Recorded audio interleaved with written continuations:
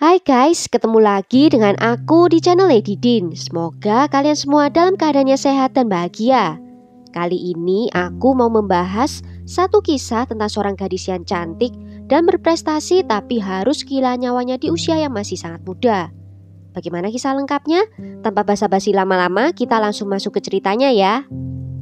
Sebelumnya jangan lupa untuk subscribe dulu channel ini dan nyalakan lonceng notifikasinya supaya kalian tahu video terbaru dari aku.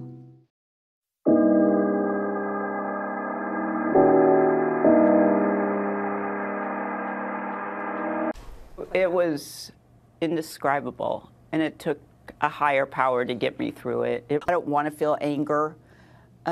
So I don't spend a lot of time thinking about it at all. I mean, people have asked me, will you ever forgive him? And I said, I've gone nowhere near that. Mahasiswi universitas di Iowa bernama Molly Cecilia Tibbetts menghilang saat jogging di dekat rumahnya di Brooklyn, Iowa. Gadis ini lahir pada tanggal 8 Mei 1998 di San Francisco, California. Ayahnya bernama Rob Tibbetts dan ibunya bernama Laura Tibbetts. Ketika dia di kelas 2, orang tuanya bercerai dan dia pindah ke Iowa bersama ibu dan 2 saudara kandungnya. Walaupun berpisah, ayahnya tetap menjaga hubungan yang dekat dengan anak-anaknya. Tapi dia terakhir bertemu dengan Molly saat itu di pernikahannya pada bulan Juni 2018. Saat itu Molly adalah seorang mahasiswi jurusan psikologi dan juga bekerja di pusat medis Grinnell di bagian anak-anak. Selain itu, dia juga lagi mempersiapkan tahun keduanya di perguruan tinggi. Pada tanggal 18 Juli 2018, Molly yang mantan pelari lintas alam meninggalkan rumahnya untuk melakukan jogging malam.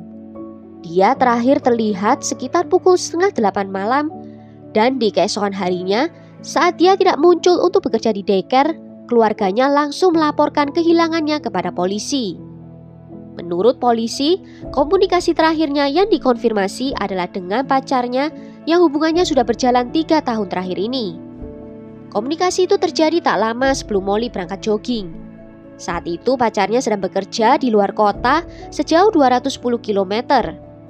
Dia mengatakan ke investigator kalau dia menerima pesan Snapchat singkat yang normal seperti biasanya yang mereka lakukan. Selama beberapa minggu berikutnya, polisi di beberapa negara bagian menyelidiki ratusan petunjuk dalam kasus ini, termasuk sebuah penampakan di halte truk di Missouri yang setelah diselidiki ternyata palsu. Polisi menerima lebih dari 2.300 tips dan melakukan lebih dari 500 wawancara selama penyelidikan, tetapi mereka tidak dapat menemukan Molly.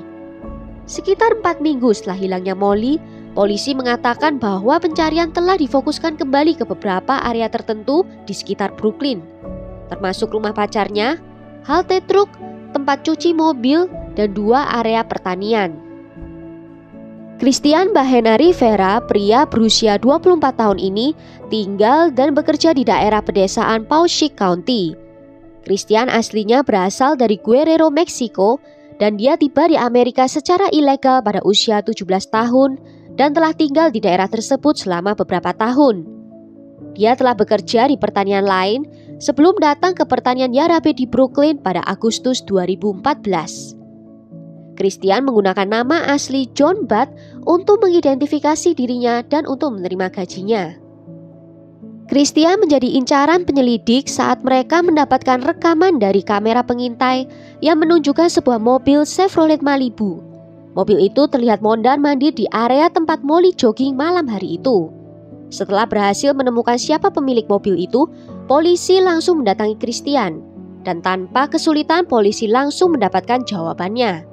Christian langsung mengaku kalau dia telah menculik, menghabisi nyawa dan kemudian membuang tubuh Molly.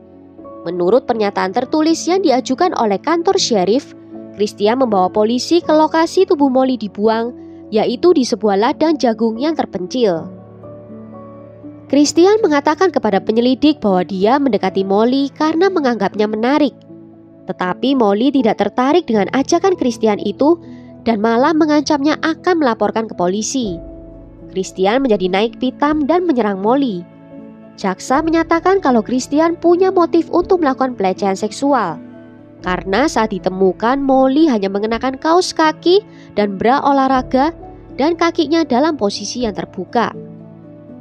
Seorang jubir atas nama Layanan Kewarganegaraan dan Imigrasi Amerika Serikat mengatakan kalau sistem mereka tidak menunjukkan kalau Rivera memiliki status imigrasi yang sah.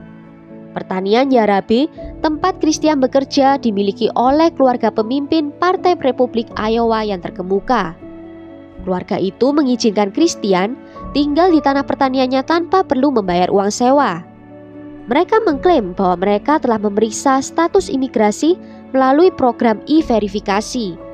Namun program itu menunjukkan kalau pertanian Yarabe tidak berlangganan program itu. Pada tanggal 21 Agustus, polisi di Iowa mengumumkan bahwa sebuah tubuh tak bernyawa telah ditemukan di Paushik County, di mana itu adalah kampung halaman dari Molly. Dan benar, setelah diidentifikasi, bisa dipastikan kalau tubuh yang ditemukan itu adalah tubuhnya Molly. Polisi mendapatkan petunjuk lokasi itu dari Christian Bahena Rivera. Dan di tanggal 23 Agustus, pemeriksa medis negara bagian Iowa melakukan otopsi dan mencatat penyebab kematian sebagai adanya luka akibat benda tajam. Ibu Molly berusaha dengan cepat memberitahu pihak keluarga tentang informasi ini sebelum mereka mengetahui berita itu semua dari media. Paling susah waktu mau memberitahu ke nenek Molly yang tidak bisa mempercayai kalau seseorang bisa menyakiti wanita muda semanis cucunya. Penyelidik juga mengatakan kejadian ini membuat banyak pekerja Hispanik yang melarikan diri dari daerah itu karena ketakutan. Pada tanggal 22 Agustus 2018, Christian didakwa dengan pembunuhan tingkat pertama. Hakim menaikkan jaminannya dari $1 juta menjadi $5 juta Amerika. Ketika jaksa melihat adanya resiko dia akan melarikan diri. Dan di tanggal 24 Agustus, Christian mengganti penasihat hukumnya. Dan di tanggal 19 September, Christian malah mengaku kalau dia tidak bersalah. Pengacaranya yang baru berargumen bahwa pengakuannya itu palsu dan dipaksakan. Saat di persidangan, Christian juga memberikan kesaksian yang mengejutkan. Dia mengatakan kalau ada dua pria bertopeng menculiknya dari trailer dan menyuruhnya mengemudikan mobil saat mereka menyerang Molly. Lalu menginstruksikan di mana harus membuang tubuhnya dan menyuruhnya tetap diam. Dia pun diberikan ancaman kalau sampai melaporkan ke polisi. Pembela berusaha untuk mencurigai orang lain seperti pacar Molly dan seorang deputi lokal yang tinggal berdekatan dengan tempat tubuh Molly ditemukan. Namun jaksa menyebut kesaksian Christian itu sebagai karya fiksi saja. Pada 17 Mei 2021, persidangan pidana pun dimulai setelah penundaan karena proses pengadilan lainnya dan pandemi COVID-19 yang terjadi. Di tanggal 28 Mei, dia dinyatakan bersalah atas pembunuhan tingkat pertama. Hakim memerintahkan dia untuk ditahan tanpa jaminan. Christian menghadapi hukuman penjara seumur hidup tanpa adanya pembebasan bersyarat. Juga tidak ada kemungkinan adanya hukuman mati karena negara bagian Iowa tidak memperlakukan hukuman mati. Di tanggal 30 Agustus 2021, Christian resmi dijatuhi hukuman penjara seumur hidup. Pembela berencana untuk mengajukan banding dan menolak untuk memberikan komentar sesaat setelah vonis dijatuhkan. Dan di tanggal 24 September, terlihat dia ditahan di pusat medis di Iowa. Adik Molly dan tim sepak bolanya mengabadikan dengan membuat inisial nama Molly di kaos timnya. Beberapa pelari juga menggunakan tagar Miles for Molly untuk menyoroti masalah pelecehan dan keamanan yang dialami wanita saat berolahraga lari. Selama pemakamannya, keluarga juga meminta pelayat untuk mengingat semangat hidupnya dan keinginannya untuk membantu orang lain. Kasus ini juga menjadi perbincangan politik untuk kebijakan imigrasi yang lebih ketat. Penentang imigrasi ilegal menekankan bahwa tersangka masuk ke Amerika secara ilegal.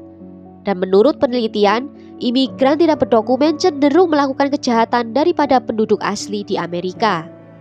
Presiden Amerika saat itu, Donald Trump, mengatakan kalau Amerika perlu mengubah undang-undang imigrasi dan undang-undang perbatasan. Dia juga menyalahkan kebijakan imigrasi Demokrat atas peristiwa yang menimpa Molly. Namun ayah dari Molly mengkritik tindakan presiden sebagai tidak berperasaan dan tercela karena menggunakan kematian putrinya untuk tujuan politik dan mengatakan kalau itu adalah pandangan yang rasis. Well, sampai di sini dulu cerita kali ini. Bagaimana menurut kalian tentang kasus ini? Tulis ya nanti di kolom komentar. Akhir kata, terima kasih karena sudah nonton video ini sampai akhir. Sampai jumpa di video berikutnya. Ciao!